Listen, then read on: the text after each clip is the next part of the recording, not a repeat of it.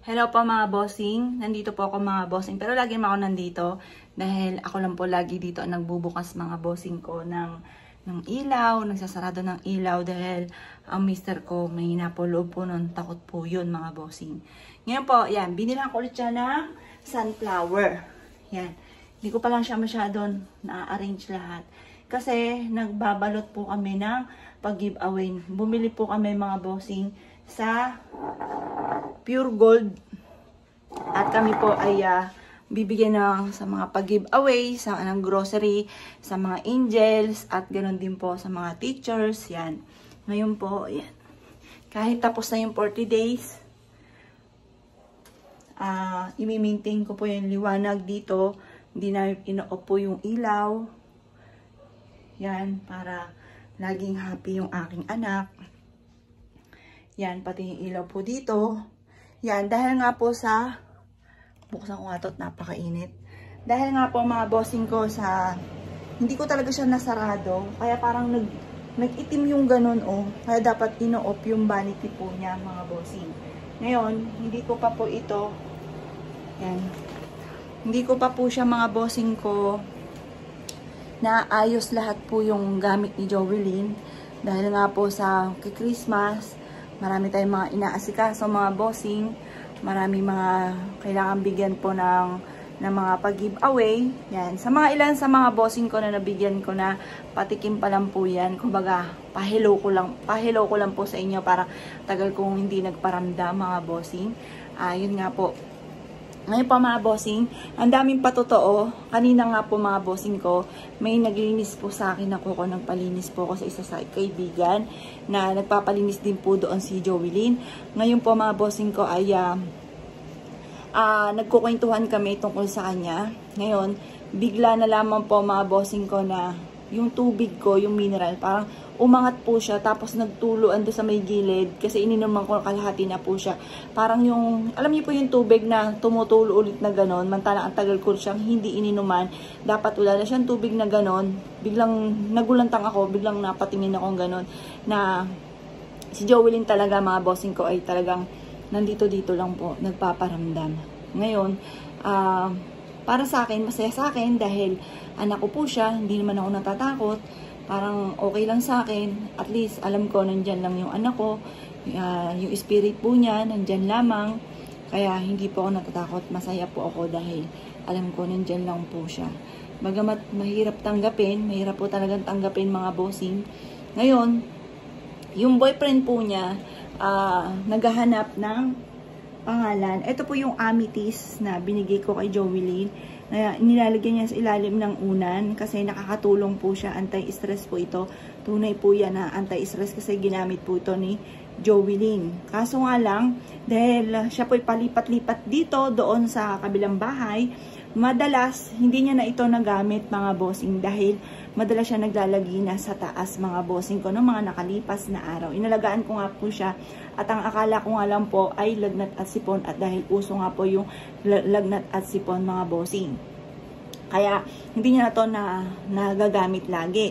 Pero mga nakalipas sa panahon mga bossing, ito po, proven po yan yung amethyst po natin na ito yung nilalagay niya sa ilalim ng unan. Nung lumipat po siya dito, eto, kapag natutulog siya dito, inaano niya po ito, inalagay sa ilalim ng unan. Pero nung siya po yung naglagay na sa taas, naiwan niya na po yan dito mga bossing. Na wala naman sa isipan ko, nung kailan ko lang siya nakita, na nandito lang sa ilalim ng unan, nung nagpagpag po ako nitong sa higaan po niya mga bossing yan.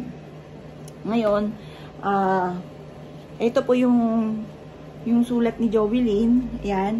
Tapos yung pinaka pangalan po niya. Yan, kawikaan ko noon kung ako po ay bata-bata pa, ipatatato ko din talaga to kasi nga may diabetes, nakakatakot na magpatato at may edad na rin mga bossing. Pero nakatato naman po sa aking puso't isipan ang aking anak mga bossing at hindi ko malilimutan. Dahil po mga nagtatanong sa akin, kamusta po yung result? Pasensya na po kahit napakabanas. Ang masasabi ko lamang po mga bossing ko, yung result ko po mga bossing, ito po ang pangyari sa akin. Pero hindi ko babanggitin ang pangalan ng aking pinagpa-check upan kasi hindi po pwede po yun mga bossing. Kaya sasabihin ko na lang, dito sa malapit po sa amin mga bossing ko, nagpa-check up po ako mga bossing. At ang titindi po ng result ko po dito mga bossing. Ang result ko po, meron daw po akong binasa kasi ng kapatid ko, na binasa rin ng doktor po namin mga bossing ko. Ang sabi, kung pagbabasihan yung sa result na iyon, meron daw po akong butas sa puso na binidyo ko rin na talagang ilang araw kong iniyak po yun mga bossing. Tapos parang nagsasabi na ako sa anak kong bunso na in case na ako po yung ganyan. Parang nagsasabi na ako sa kanya para ready po siya dahil nga sa result na yun mga bossing na umiyak naman yung anak kong bunso. Kasi may pangyari sa anak kong panganay, parang hindi ready. Hindi kami ready at talagang sobrang nagwala po ako mga bossing ko nung mga ilang araw po yon nang nawala nga po yung anak ko. Hindi ko matanggap, maging sa ospital, nagwala po ako dyan. Talagang hindi ko matanggap mga bossing ko yung pagkakawala yung aking anak. Kaya parang nire-ready ko po sila, ganon. Tapos, ang ano nga po, bukod po sa may butas daw po yung puso ko, ako daw po ay may tama sa kidney dahil hindi daw po lahat nakakalabas yung wiwi. Parang may bumabara sa daanan ng wiwian. Tapos, ano pa pangatlo, meron daw po kung parang bukol sa ovaryo na kailangang ipatanggal, yung mga ganon. Ngayon po, ang ginawa ko dahil sa yung doktor po namin, may emergency, sa Monday pa po siya, parang Friday pa lang po yun na walang doktor, dapat magpapatingin po kami, kaya lang may emergency po siya, hindi kami makapagpa-check up sa kanya ng Friday, Saturday, Sundays, Monday pa po, 4 na araw pa yung iintayin po namin. Ngayon, ang ginawa ko po mga bossing ko dahil may tingin nga sa akin sa ovary, meron kaming kakilala at yun din na nagpaanak sa akin kay Justin. Nagpunta po ako sa obstetrician. Yan, sa OB po namin. Yan. Ngayon po mga bossing, ay di ganun nga nangyari. Tinignan po nung doktor. Ngayon, ang sabi normal at maganda rin yung, maganda daw po, wala daw siyang nakita na bukol. Kaya sabi po niya, ay nirekomenda niya sa akin na ulitin yung sa kidney. Inaulit sa kidney, pagkatapos mga bossing ko, alam niyo naman, ang mamahal mga bossing ko ng mga check-up food sa mga ganyan, ay inulit sa kidney, normal din. Wala po siyang ano sa kidney, wala po akong ano sa kidney. Mangyari, nire-recommenda rin niya na ulitin yung aking to the echo. Sabi ko po, meron na akong to the echo. Hindi ko po sinunod yung pag-ulit ng to the echo. Ngayon, nang dumating na nung Monday mga bossing ko, yung aking mismong doktor, nalito siya kung sinong paniniwala niya sa dalawa. Kasi yun nga sa isa kong unang pinatingnan na ang daming maling findings, tapos dito naman sa mismong ospital kong pinatingnan na normal naman daw po lahat yung sa akin. Kaya ang ginawa po niya ay pinaulit niya yung sa kidney lamang.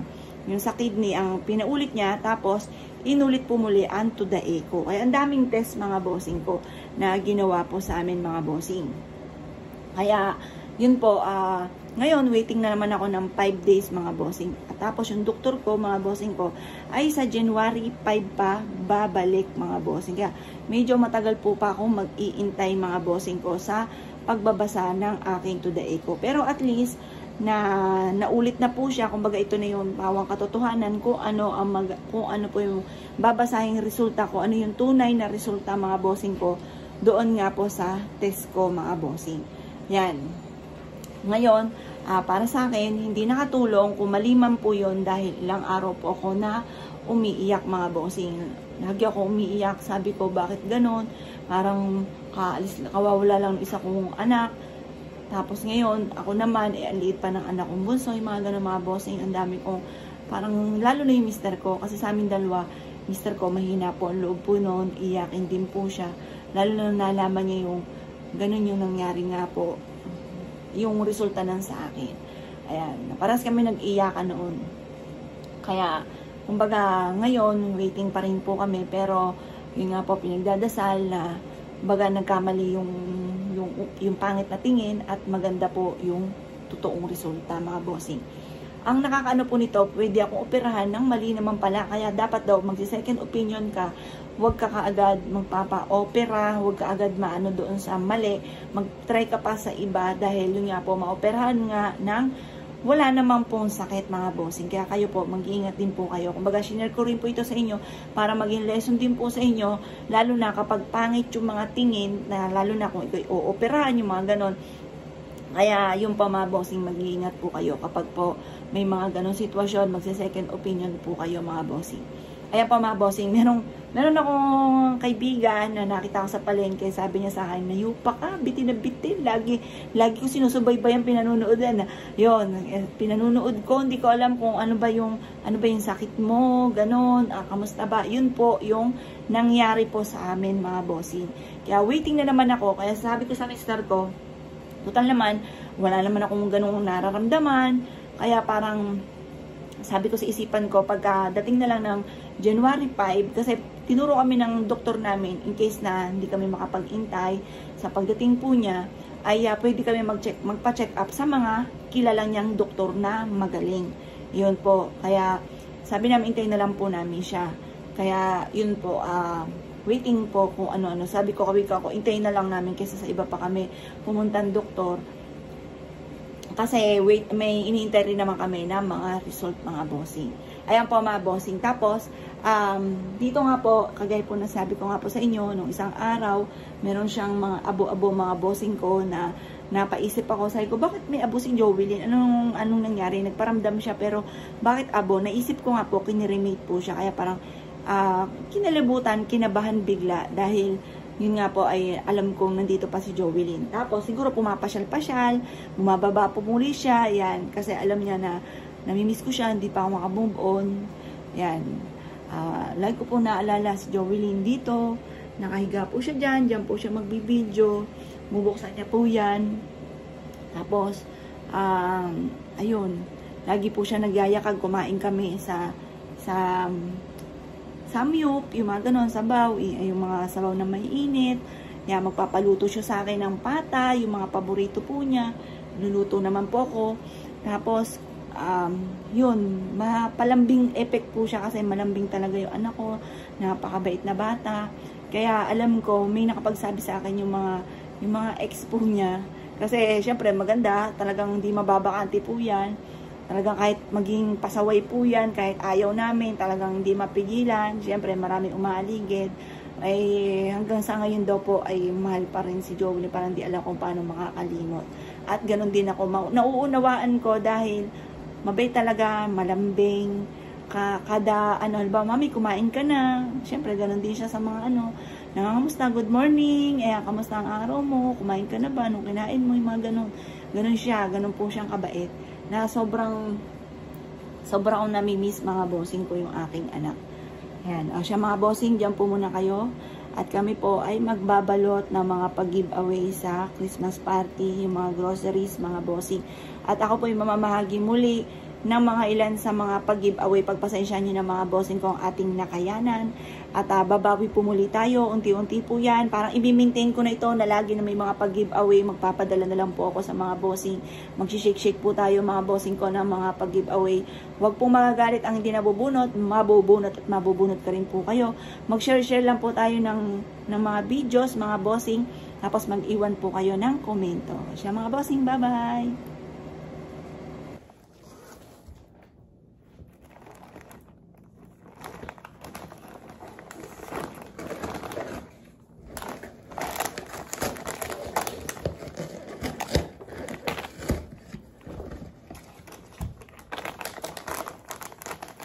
Wala na mga fruit cocktail doon. Yan na yung, walang piyesta yung mga Del Monte. Yan na, yung pareho naman po yan.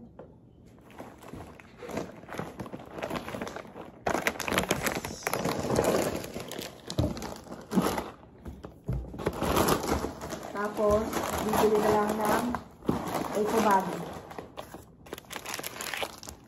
Sa inyo, eco bag.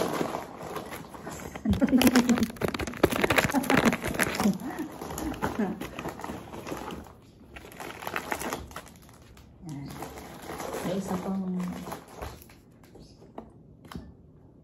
Ilan ba yan? 2, 8 na. 4, 6, 8. Sakto-sakto sa akin na yan. Kala mo sa'yo ha.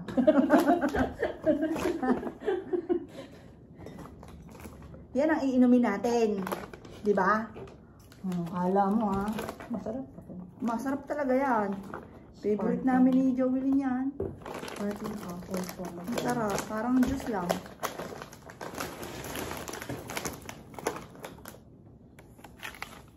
So, bukas na po ito iba.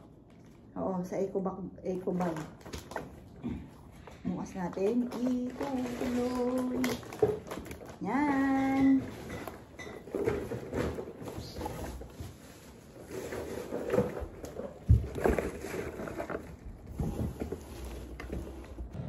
Ito pa mga bossing ko, ang in-order ko mga bossing sa Shopee.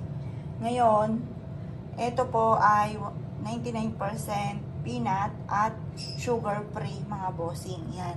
Ito yung keto, yan, keto kung tawagin na siyang ginagamit na peanut butter ng mga may diabetes mga bossing.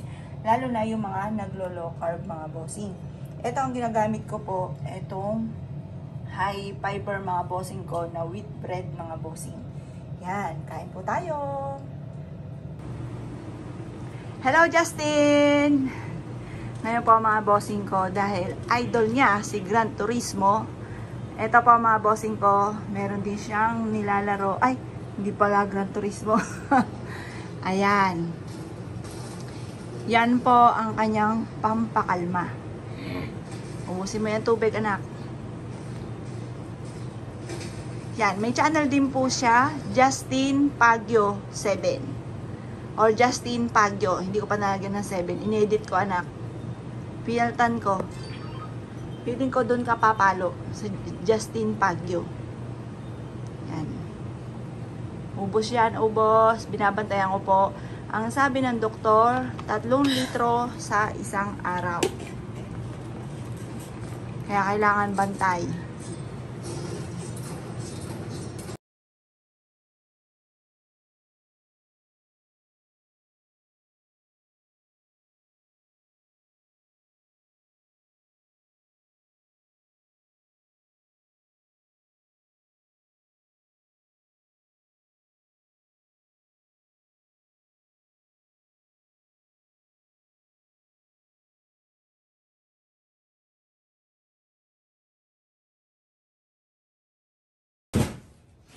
Ito po mga bossing ko, ang 8 na espesyal na basket mga bossing. Oh ha, galing na yung magsalansan. Punong-puno yan mga bossing, siksik-liglig at umaapaw. Yun, lalo na yun oh. Apaw na apaw. Oh, hinaharap pa lang apaw na. Ay, laki. Meron po diyang espesyal na champagne, may pang panset, meron pong pang hot cake, tapos meron pang spaghetti, may pang kape na favorite. Ayan, tapos may mayo, may cheese, fruit cocktail. Yan po siya.